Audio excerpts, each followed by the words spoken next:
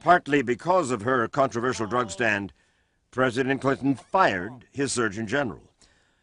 But there was more disturbing news in the fall of 1993 when a report revealed that the government itself may have been running drugs. The head of the DEA at the time, Robert Bonner, said that a ton of pure cocaine worth hundreds of millions of dollars had been smuggled into the United States. And he blamed the CIA, saying the agency had joined the Venezuelan National Guard in drug smuggling. Let me understand what you're saying. A ton of cocaine was smuggled into the United States of America by the Venezuelan National Guard?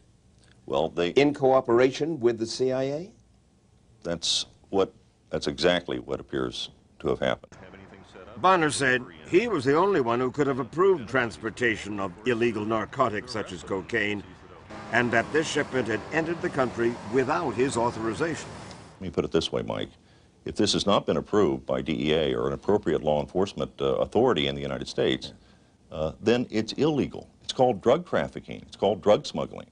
Former DEA agent Levine said that equally shocking was the fact that for more than 30 years, the federal government had protected some drug dealers. As officers in the narcotic war, we saw the political choice made up close and personal.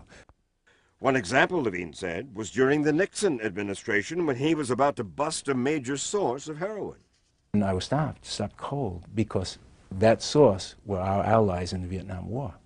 Levine said this was not an isolated incident, that it had happened many times in his 25-year career. If it was a question of supporting people who supported our economic and political philosophies in other parts of the world, and they happen to be drug dealers, as most of them are, we supported them and we protected them. We protected them by looking the other way. And the drug dealers had another ally in the war: money. That it has a corrupting effect whose tentacles